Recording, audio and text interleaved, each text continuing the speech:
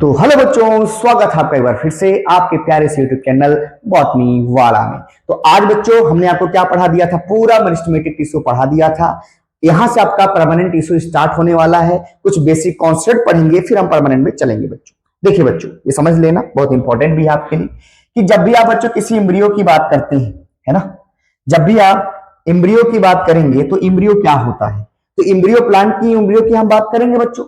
जब आप प्लांट की एम्ब्रियो की बात करेंगे, प्लांट की एम्ब्रियो का समझना बच्चों, तो एम्ब्रियो में क्या होता है, एम्ब्रियोनिक मेरिस्टम पाया जाता है। आ गया। तो एम्ब्रियो के अंदर क्या मिलेगा, एम्ब्रियोनिक मेरिस्टम पाया जाएगा। और एम्ब्रियोनिक मेरिस्टम से क्या बनता है, प्राइमरी मेरिस्टम बनता है। और प्राइमरी मेरिस्टम के अंदर बच्चों क्या आएंगे, राम root apical meristem, shoot apical meristem, intercalary meristem और एक्सिलरी बड, ये सारे के सारे प्राइमरी मेरिस्टम में आते हैं। ठीक, अभी क्या हो गया बच्चों, डिफरेंशिएशन हो गया। डिफरेंशिएशन का मतलब सेल ने डिवाइड करना बंद कर दिया तो आपका बनता है प्राइमरी परमानेंट टिश्यू। तो प्राइमरी परमानेंट टिश्यू कैसे बना बच्चों, प्राइमरी मेरिस्टम ने डिफरेंशिएट कर लिया अपने आप को, डिवीजन करना बंद कर दिया बच्चों, ये प्राइमरी परमानेंट टिश्यू में कन्वर्ट हो गया। एग्जांपल आपसे पूछेगा कौन कौन प्राइमरी परमानेंट टिश्यू में आ सकता है, तो primary xylem, primary phloem, parenchyma, sclerenchyma, collenchyma, primary medullary रे, ये सारे के सारे प्राइमरी परमानेंट टिश्यू में आते हैं। इसका मतलब जब प्लांट में प्राइमरी परमानेंट टिश्यू बनेगा तो उसे बच्चों प्राइमरी जाइलम बनेगा, प्राइमरी फ्लोएम बनेगा, पेरेन्काइमा बनेगा, स्क्लेरेन्काइमा बनेगा, कोलेन्काइमा बनेगा, प्राइमरी मेडुलरी रे बनेगा। प्लांट के अंदर प्राइमरी परमानेंट टिश्यू जब बनता है बच्चों, आ रहा है। उसके बाद बच्चों यही प्राइमरी परमानेंट टिश्यू के बाद क्या होगा, डी डिफरेंशिएशन होगा बच्चों, डी डिफरेंशिएशन होगा। और जब डी डिफरेंशिएशन होगा तो सेकेंडरी मेरिस्टम बनेगा। क्या बनेगा, सेकेंडरी मेरिस्टम बनेगा। डिफरेंशिएशन का मतलब होता है कि कैपेबिलिटी ऑफ सेल डिवीजन की खत्म हो जाना। डी डिफरेंशिएशन का मतलब होता है फिर से सेल डिवाइड करना। आ रहा है बच्चों, अभी आगे है, मैं सब समझा दूंगा, बस समझो। आपसे पूछेगा डी डिफरेंशिएटेड टिश्यू में कौन आता है, secondary meristem, example lateral meristem, vascular cambium, cork cambium. आ रहा है। तो ये सारे के सारे vascular cambium dedifferentiated tissue हैं, cork cambium dedifferentiated tissue हैं। उसके बाद बच्चों फिर से इसमें क्या होगा, रीडिफरेंशिएशन होगा, आपका सेकेंडरी परमानेंट टिश्यू बनेगा। तो आपसे पूछेगा यहां बच्चों प्राइमरी जाइलम था, यहां सेकेंडरी जाइलम बन गया। यहां आपका प्राइमरी फ्लोएम था, यहां सेकेंडरी फ्लोएम बन गया। यहां प्राइमरी मेडुलरी रे थी, यहां सेकेंडरी मेडुलरी रे बन गई। यहां सेकेंडरी कॉर्टेक्स बन गया, यहां कॉर्क बन गया। ये सारे के सारे बच्चों रीडिफरेंशिएटेड टिश्यू हैं, रीडिफरेंशिएटेड टिश्यू हैं। ये सारे के सारे बच्चों डी डिफरेंशिएटेड टिश्यू हैं। और ये सारे के सारे बच्चों डिफरेंशिएटेड टिश्यू में आते हैं, ये सारे के सारे। आ रहा है। और ये सारे के सारे बच्चों अनडिफरेंशिएटेड टिश्यू में आते हैं। अनडिफरेंशिएटेड टिश्यू का मतलब होता है जिनके अंदर सेल डिवीजन चलता रहता है, चलता रहता है, चलता रहता है। आ रहा बच्चों, तो आपसे सवाल पूछेगा रीडिफरेंशिएटेड टिश्यू में कौन कौन आते हैं। रीडिफरेंशिएशन का मतलब सेल डिवीजन बंद हो जाना, डिफरेंशिएशन का मतलब सेल डिवीजन बंद हो जाना, डी डिफरेंशिएशन का मतलब सेल डिवीजन चलना, और अनडिफरेंशिएशन का मतलब क्या होता है, सेल डिवीजन इसमें भी चलता है। तो आपसे बोलेगा जब पहली बार सेल डिवाइड करने की कोशिश करता है उसे अनडिफरेंशिएटेड टिश्यू कहा जाता है।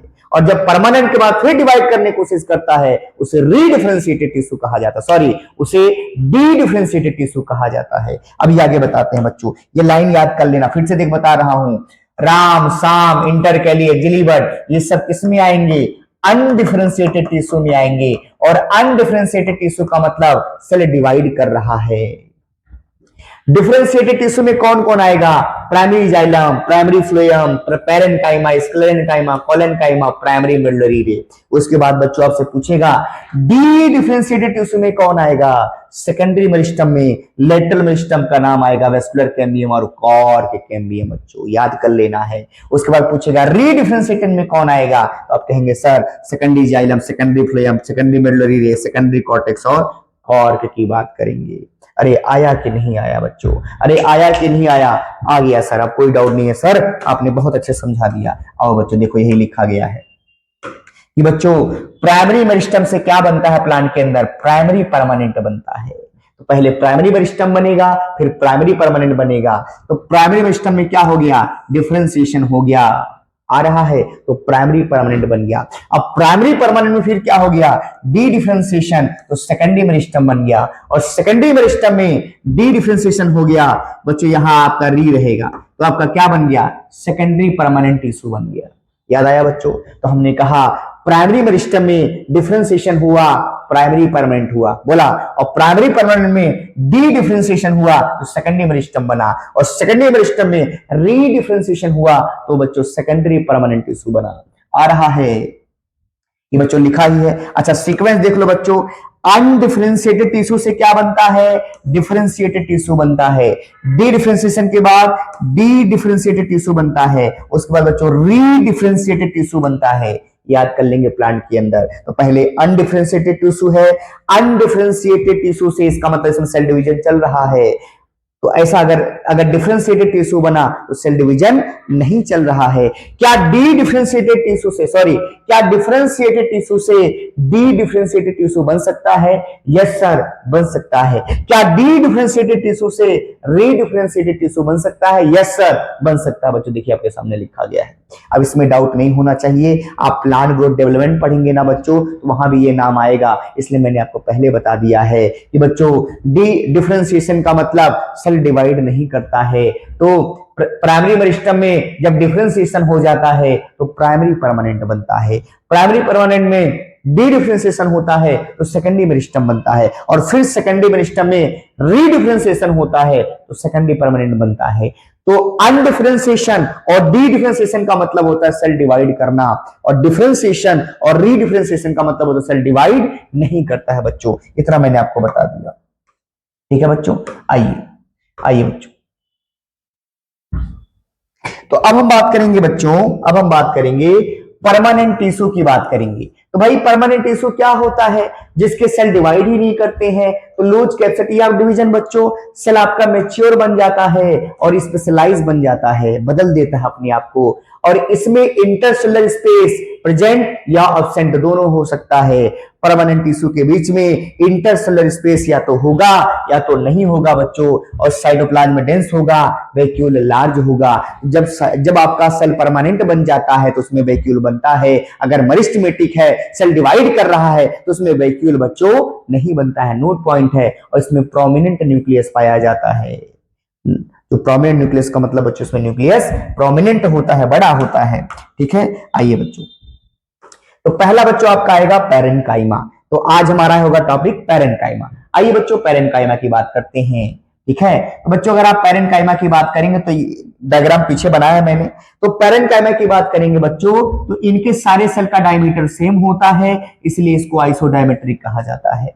पैरेन्काइमा के सारे सेल का डायमीटर सेम होता है, इसलिए इसको आइसोडायमेट्रिक कहा जाता है। और शेप बच्चों इसका ट्रिक है रोप से, इसका मतलब पैरेन्काइमा का सेल का शेप 5 टाइप का हो सकता है। इसका ट्रिक है रोप से, तो आप कहेंगे सर राउंड हो सकता है, ओवल हो सकता है, पॉलीगोनल हो सकता है, स्फेरिकल हो सकता है, इलोंगेटेड हो सकता है। कौन? पैरेन्काइमा। इतने टाइप का उसका शेप हो सकता है। छोड़िए बच्चों, सेल वॉल पतली होगी, सेलुलोज से बनी होगी। सेल वॉल पतली होती है, सेलुलोज से बनी होती है।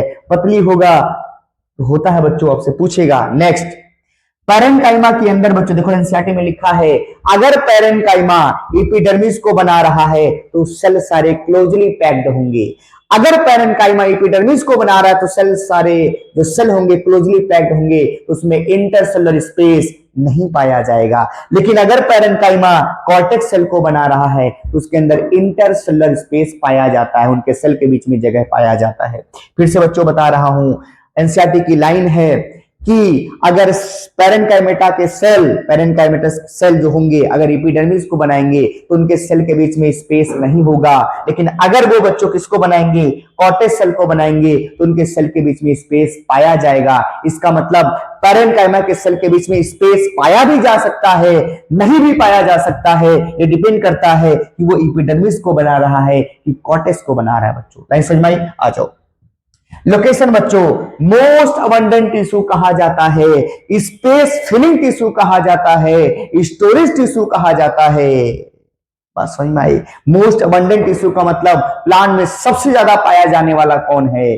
पैरेन्काइमा है। स्पेस फिलिंग का मतलब जहां भी स्पेस फिल करना होता है किसको डाल दो, पैरेन्काइमा को डाल दो। स्टोरेज टिश्यू कहा जाता है, स्टोर कर लेता है। कहां कहां मिलेगा बच्चों आपको याद कराएंगे, इसको रटने की जरूरत नहीं है, हालांकि देख लो एपिडर्मिस, कॉर्टेक्स और मेसोफिला ऑफ लीफ में पाया जाता है। आ रहा है, ये तो आपको रटना ही नहीं, मैं आपको बताते चलूंगा। अच्छा, क्या क्या कर सकता है बच्चों, ये फोटोसिंथेसिस करा सकता है, स्टोरेज का मदद कर सकता है, सिक्रीशन वाली लाइन बच्चों याद कर लेना। क्या पैरेन्काइमा सिक्रीशन में मदद करेगा, आंसर ने लिखा है तो कहेंगे यस सर सिक्रीशन में मदद करेगा। क्या स्टोरेज में मदद करेगा, यस सर। क्या फोटोसिंथेसिस में मदद करेगा, यस सर। अच्छा बच्चों, मॉडिफिकेशन ऑफ पैरेन्काइमा, ये सब काम ना करके पैरेन्काइमा कुछ और करने लगे तो आप कहेंगे सर अगर कुछ और करने लगे तो एक नाम है एरेन्काइमा, एक नाम है क्लोरेन्काइमा और एक नाम है प्रोजेन्काइमा। एरेन्काइमा का मतलब अगर पैरेन्काइमा बच्चों बायोन्सी देने लगे प्लांट को तो उसे एरेन्काइमा कहा जाता है, इसी पैरेन्काइमा का नाम एरेन्काइमा पड़ जाता है। अगर यही पैरेन्काइमा फोटोसिंथेसिस करने लगता है उसको क्लोरेन्काइमा कहा जाता है। अगर यही पैरेन्काइमा रिगिडिटी देने लगता है उसे प्रोजेन्काइमा कहा जाता है।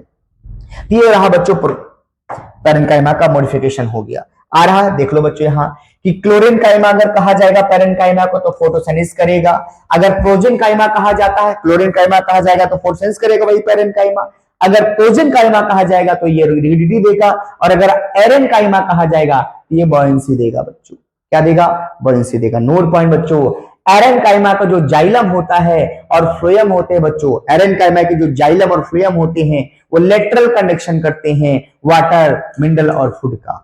आ रहा है बच्चों, याद आ रहा है, तो कह रहा कि एरेन्काइमा का जो जाइलम और फ्लोएम होता है उसमें लेटरल कंडक्शन करते हैं वाटर, मिनरल और फूड का। लेटरल कंडक्शन का मतलब होता है बच्चों इस तरह से कंडक्शन होना, इधर होना, इधर होना, इसको लेटरल कंडक्शन कहा जाता है, इधर मूवमेंट कराना। ठीक है, नोट पॉइंट है, इसको याद रखिएगा। एग्जांपल देख ले बच्चों, इसमें देख सेल के बीच में इंटरसेलुलर स्पेस प्रेजेंट है, सही है, साइटोप्लाज्म डेंस है, वैक्यूल बड़ा है, सेल वॉल पतला होता है, न्यूक्लियस बच्चों लार्ज होता है। वैक्यूल के बड़ा होने की वजह से आपका साइटोप्लाज्म पेरिफेरी पे चला जाता है तो डेंस हो जाता है। डायग्राम बच्चों एनसीईआरटी का आपको याद रखना है, आपको पहचान लेना कि ये पैरेन्काइमा है कि कॉलेन्काइमा है।